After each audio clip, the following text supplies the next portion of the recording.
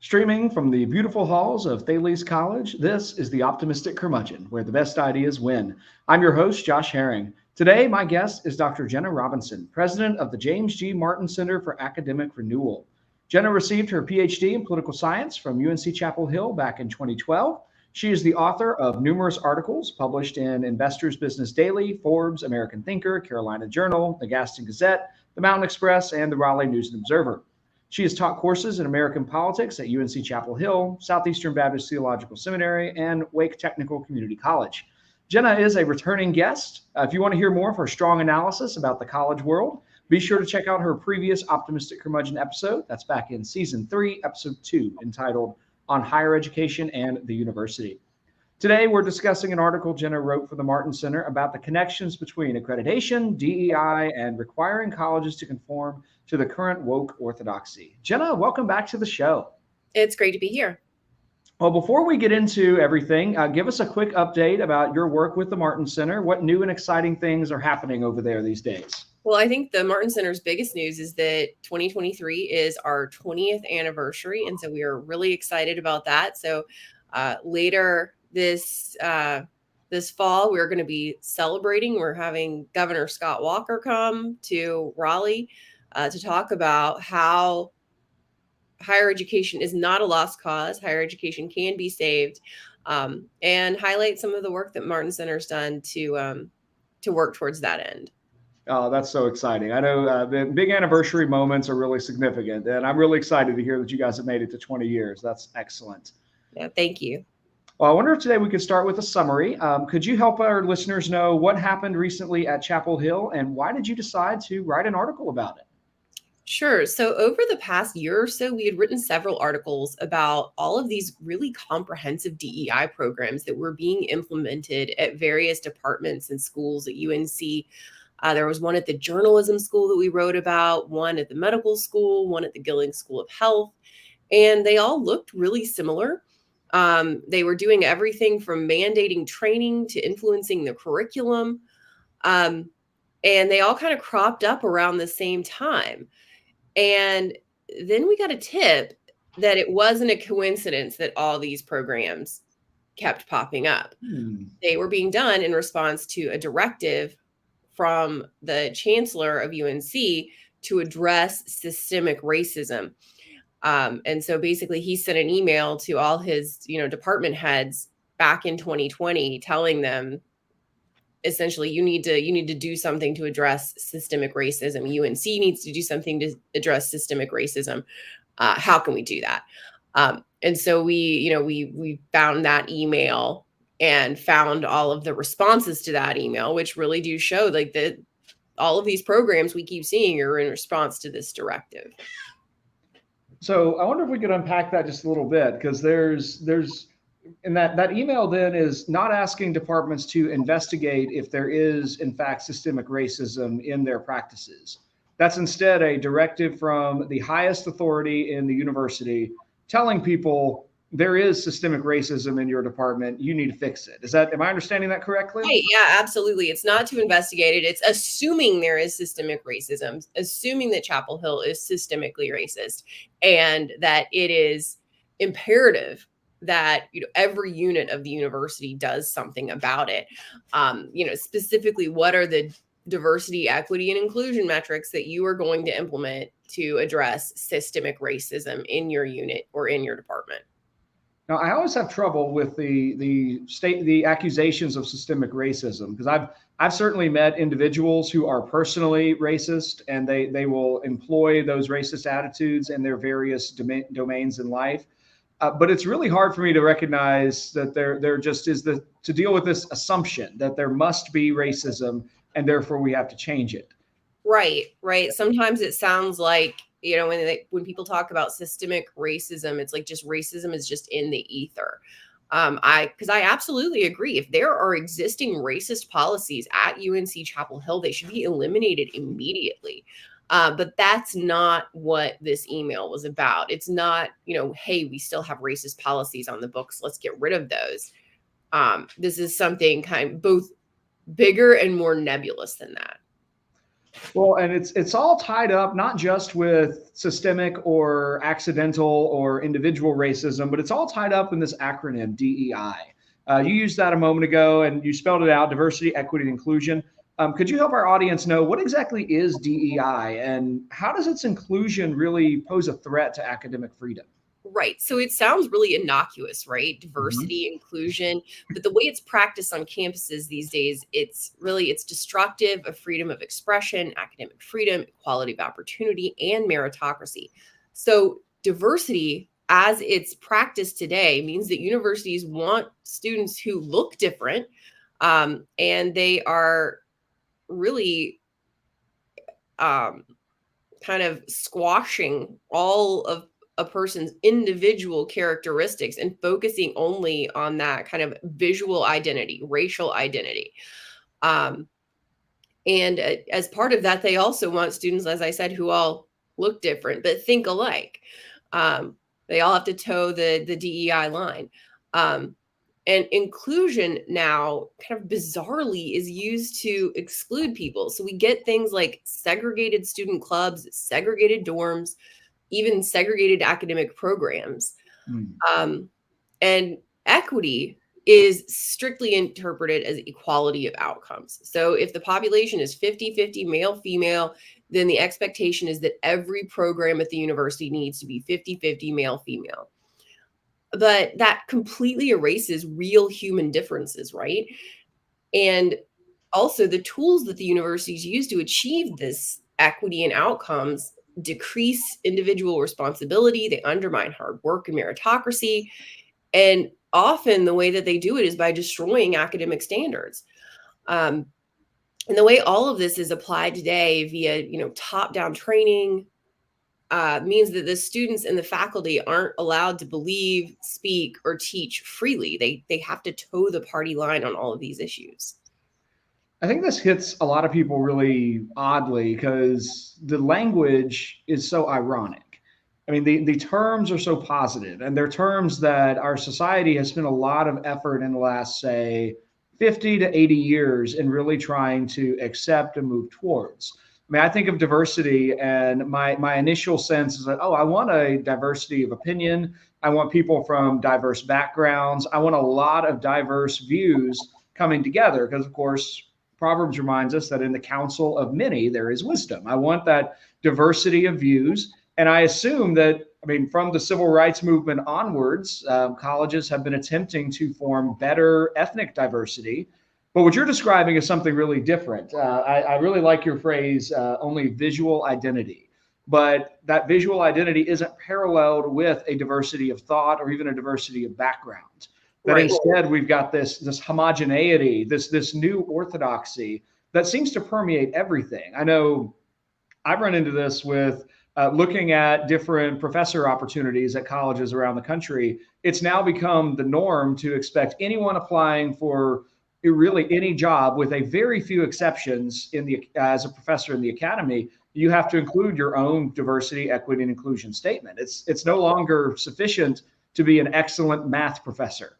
You have to Mhm. explain, how does teaching college algebra advance diversity, equity, and inclusion?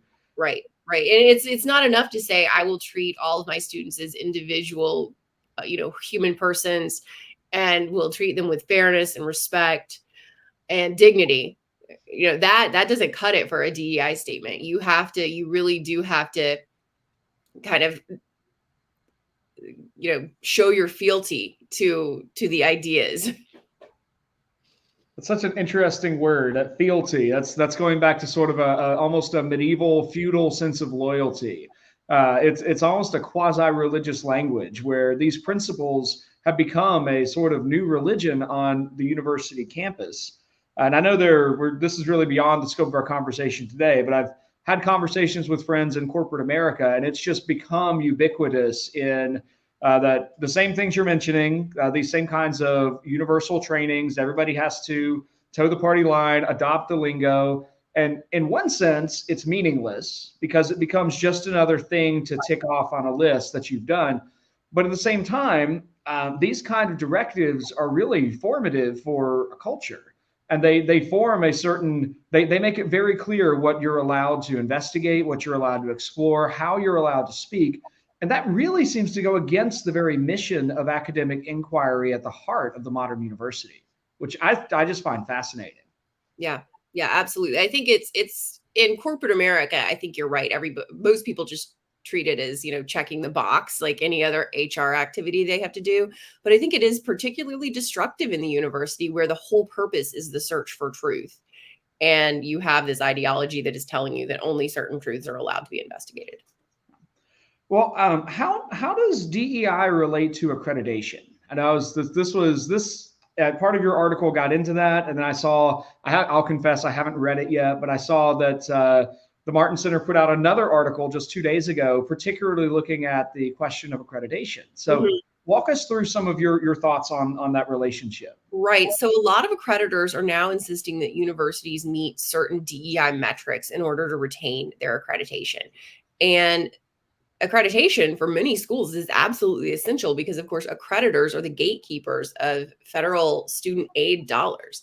My colleague Graham Hillard actually just wrote a really fantastic article for National Review detailing some of the accreditors' demands. And he walked through what the demands are for various accreditors, but they are still there, a little bit vague, but they are all kind of paying lip service to this idea of DEI and that they're going to be looking for DEI as they do the accreditation process every 10 years. So let's go back for a second. You said you gave us a reason for accreditation, and it's different than the one I hear from parents and sometimes from students. I mean, parents and students tend to assume that accreditation is all about granting legitimacy and verifying the quality of education that happens at a college. But that's not what you told us a second ago. You said accreditors are the gatekeepers to national federal dollars. What's going on with that, with those two different purposes? Right. So accreditation was originally set up in like the late 19th century, early 20th century to distinguish legitimate universities from kind of glorified high schools that were pretending to be universities, but really were doing high school curriculum. But from the very beginning, it was a guild system. Accreditors are made up of member institutions, and they get all of their money from those member institutions. And so if you think of it like a guild that is kind of a barrier to entry, working together to protect the brand, you've got a much better idea of what accreditation is really like. But their real power comes from the fact that in order for students to be able to use federal student loans or Pell Grants at your institution, they have to be accredited by an accreditor that is recognized by the Department of Education. So this really then is a big barrier to new colleges being founded and really experimenting. I mean, if I wanted to start a new college that was actually different from the status quo, that was not trying to build climbing walls or grant 100 different undergraduate degrees and maybe 5 doctoral programs or something, and didn't even want to have dorms and a cafeteria or a football stadium. If I wanted to start that kind of college that was actually different from what currently exists, then accreditation is really a barrier to my attempting to do that. Is that right? It is absolutely a barrier. And we saw that played out several years ago when Western Governors University was trying to get accreditation, because their big challenge was that they don't rely on the credit hour model. And accreditors were insisting that you have to have a certain number of credit hours. But of course, Western Governors says you can prove your mastery via a test. We don't care about how many hours you spend in the class. It's about whether you can do the work.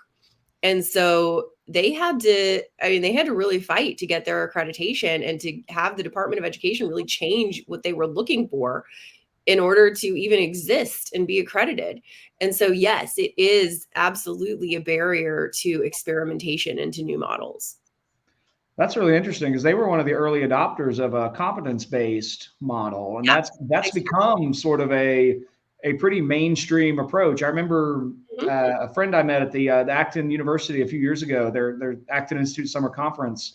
He was telling me all about the seminary he had just moved to be a professor at that was based on competency, and they were they were trying to get people through a seminary degree in 2 years instead of 4. And a competency-based model allowed them to do that because it really built upon the skills that some students built in undergrad, while recognizing that other people are coming to biblical studies without Greek or Hebrew or Old Testament scholarship. But the folks who got those courses in undergrad don't need to repeat them in graduate work.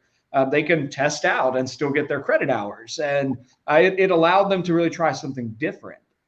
Absolutely. Yeah, I think competency-based models, I think, are a really great addition to what universities offer. And I'm glad that Western governors and others kind of went through the trouble to get it all approved, because like I said, accreditation is such a huge barrier. I wonder if you could walk us through some of the terminology for just a second. What's the difference between a national accrediting body versus a regional accrediting body? Are they the same? Do they relate to the same principles in the same way, or are they truly different? So these days it's the same. Okay. For most of the history of accreditation, we had regional accreditors. And if your secular college or university was in a certain region, you had to use the accreditor in your region. Christian colleges do have an alternative. But for now, let's talk about most of colleges, which are either public or private secular institutions. They were going through their regional accreditor, which was the accreditor in the same region that they were. So here in the Southeast, universities would have to use SACS, which is the Southern Association of Colleges and Schools. But the system changed when Betsy DeVos headed the Department of Education under President Trump, and she introduced competition between accreditors. And so now, just because you're in the Southeast doesn't mean you have to use SACS as your accreditor. And in fact, we're about to see that experiment play out, because Florida has passed a law telling universities they can't get really cozy with their accreditors and they have to switch it up from time to time. So I think we're about to see that in action as Florida's universities switch accreditors. But in addition to those regional accreditors, which now we could call national accreditors, I think there's probably confusion because the terminology, people are still using the old term regional accreditor, even though they're all national now. But there are also disciplinary accreditors for med schools, for nursing schools, journalism schools. And some of those disciplinary accreditors are also very powerful. The LCME, which is the Liaison Committee for Medical Education, is the gatekeeper for medical licensure. So you can't have a med school without LCME's seal of approval, because your medical students are not allowed to sit that licensure exam to become doctors unless they've gone to a medical school that is accredited by the LCME.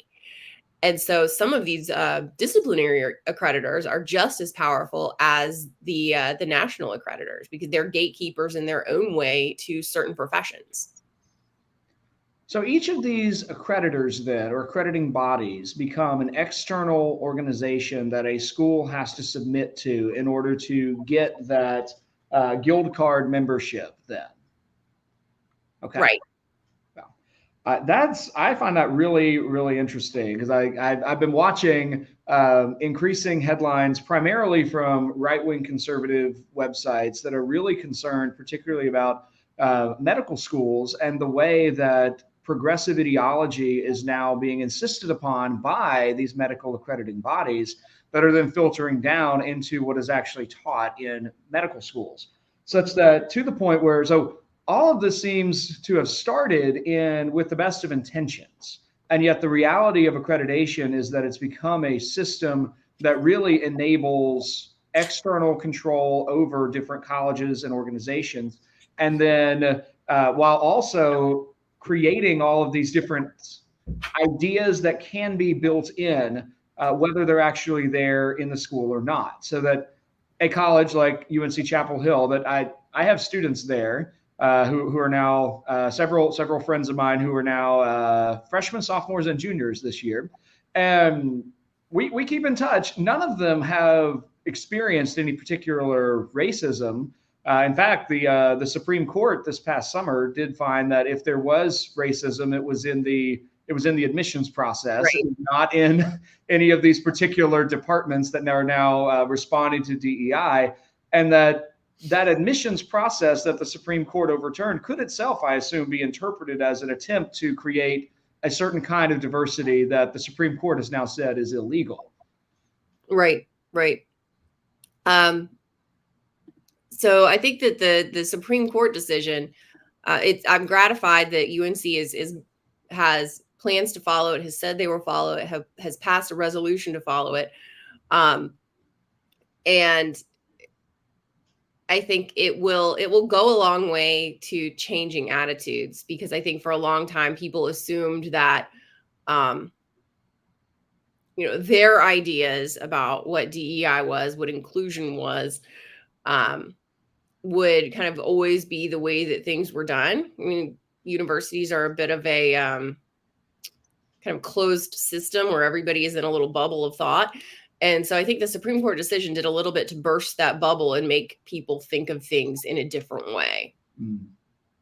Well, it seems to me that the higher ed market is ripe for disruption, that it's a great time for new college models to try things and really see what works. I'm part of one of those college experiments. We're recording today from Thales College, and we, as Thales College, we're proudly unaccredited. Our founder, Bob Luddy, absolutely detests the accreditation process, and he argues that we need the freedom to build something new and something different.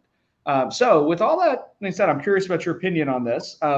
Do you think accreditation is still necessary? Is it something that just could be done away with completely, or does it still serve a purpose? So the one function that accreditors seem to still be doing is being a financial watchdog.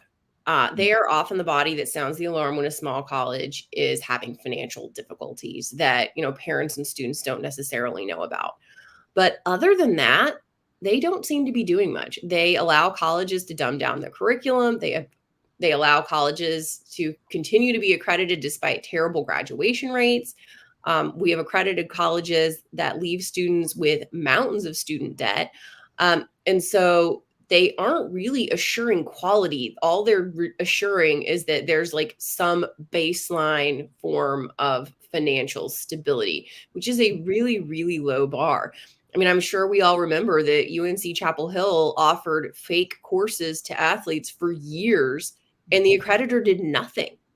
I mean, I think if an accreditor looks the other way when something as egregious as fake classes happens, then you know that they're not serious about academic quality and ROI for students. They're just playing a game. And so I do think that we could go without accreditation. There are laws and rules in place at the Department of Education level about loans already. If a college has too many students in default, they can no longer get federal loans. I do think that those rules are a little bit too lax. You have to have like 30% of your students in default before they pull back the federal loans. So yeah, it's pretty easy to maintain your access to federal loans. But using that system, the federal government could police access to loans without all this rigmarole of accreditation.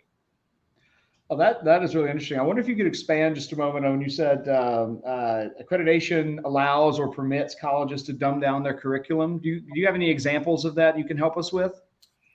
Sure. So I think that the biggest is just looking, historically at what colleges and universities used to teach. At the turn of the last century compared to what they're teaching now. We actually have a report coming out very soon about general education curriculum. And if you look at how prescriptive it was in the early part of the 20th century, when general education really became a phenomenon, and what it is now, there's a huge difference. Early on, it would really be prescriptive in saying you have to take these certain math classes, you have to read the great books, you have to take philosophy, including reading the classics, you have to take courses in logic and literature. And nowadays, they kind of pretend that you have to take classes in all of those disciplines, but in most places, it's just a smorgasbord. Like, pick a few classes from each bucket, plug them in, shop around for easy A's, and you can get through general education curriculum. I think we also see a lot of schools that are specific. They're saying we're going to get rid of the GRE. We're going to get rid of the SAT. We're going to get rid of the academic standards that we've used for, the better part of the 20th century, the first part of the 21st century, because we now think that, those are not compatible with our inclusion and equity goals. And so I think that there are a lot of examples of dumbing down.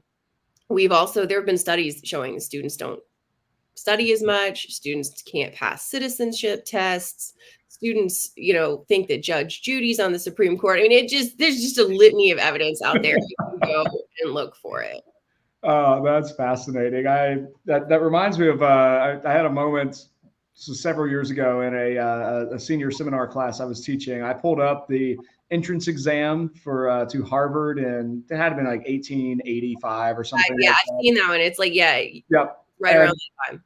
Yeah, we were just I had students at that year who they didn't think they would get in, but they were just kind of the, well, I'm going to apply to Harvard and see if I win the lottery with this application kind of ilk. And we just went through and looked at it. I mean, then the Harvard entrance exam, I think, required you could pick Hebrew or Latin, but you needed to be able to sight read a provided passage that you didn't get in advance. You needed to already be well versed in algebra and geometry such that you could pass an entrance exam. And there was a list of, I think, 24 novels, perhaps, or maybe 50. And a lot of like classical history as well, Greek and Roman history. They just expected that you knew that coming in.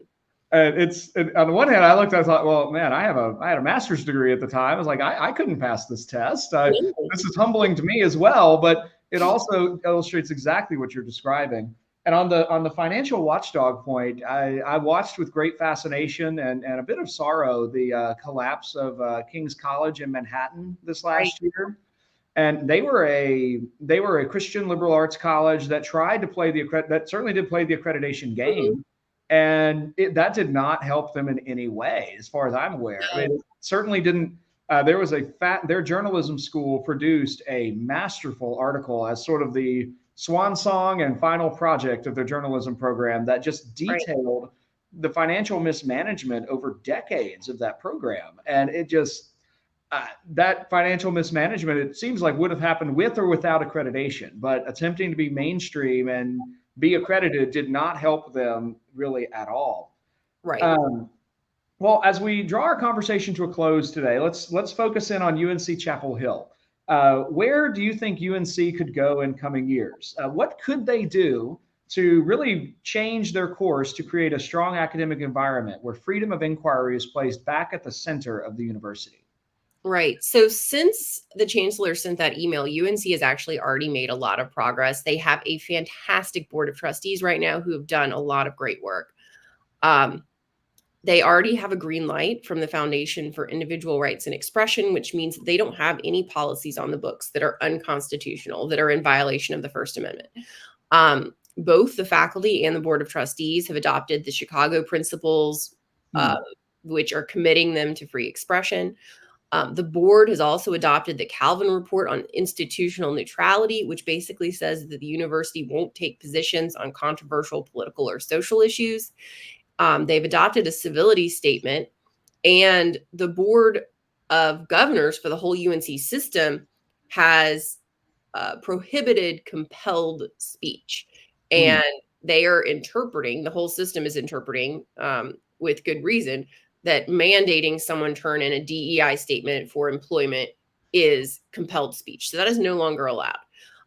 So they really have their policies. Their policies are in great shape. Okay. But from here on out, it's all about implementation.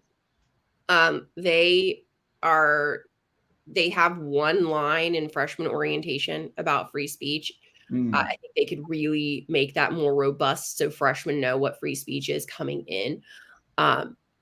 They still have some DEI trainings for students, and they still have in their general education curriculum, students are required to take a course in power, difference, and inequality. And so that makes me think, is that really institutionally neutral if you're insisting that all of your students take a course in power, difference, and inequality. So there are definitely kind of cultural issues and implementation issues that UNC needs to focus on.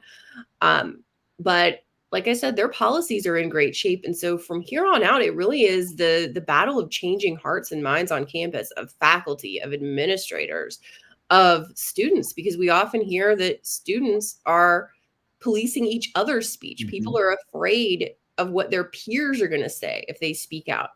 And so changing that culture is a lot harder than changing policies.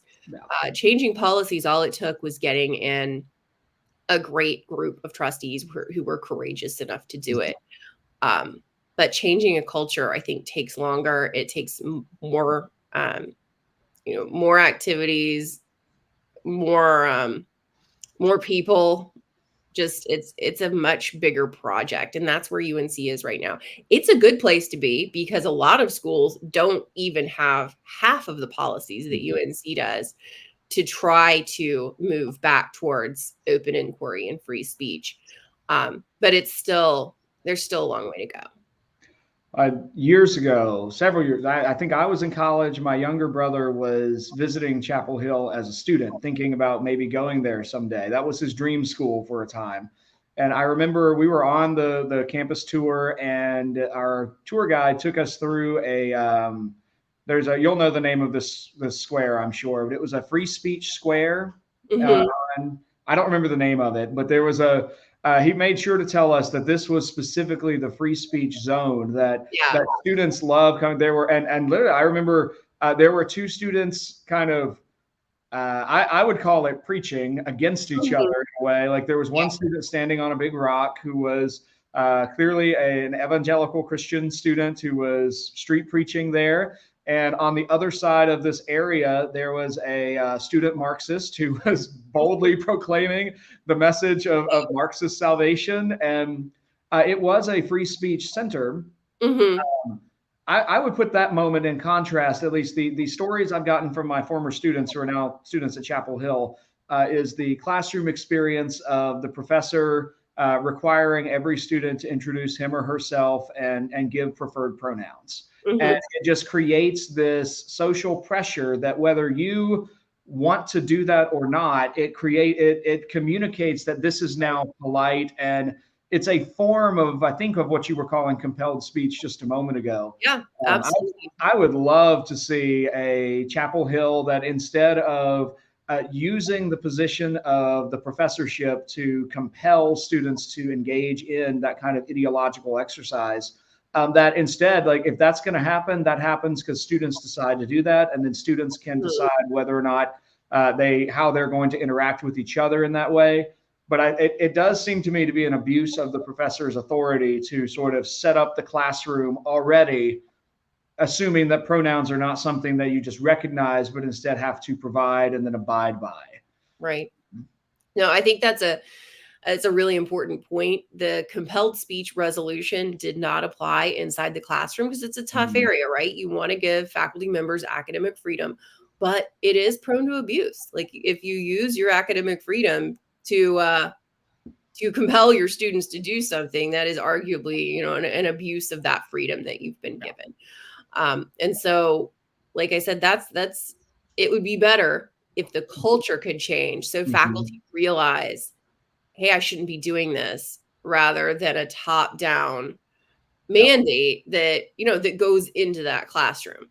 And so I hope as Chapel Hill's policies are more mature, as the implementation gets fleshed out, that faculty will, kind of come to realize on their own that this is not really compatible with an atmosphere of freedom of inquiry. And that really is the biggest win. I mean, even just a blanket university policy that traded one form of compelled speech for another is not really a win. Like it needs to be a campus organic. That organic culture is so valuable, but as you pointed out, it is the work of years to shift that campus culture in one direction or another. Well, Jenna, thank you so much for coming on the show today. Where can people find and follow your work online? Right. So on the web, you can find us at jamesgmartin.center, and you can find both me and the Martin Center on Twitter at JA Robinson1. and at Academic Renewal. Thanks, Josh. Excellent. Well, thank you, listeners, for joining us today for another episode of The Optimistic Curmudgeon. My guest this episode has been Dr. Jenna Robinson, president of the James G. Martin Center for Academic Renewal. If you like this episode, please do leave us a 5-star review and share it with your friends. Until next time, seek the good, discover the true, and love the beautiful.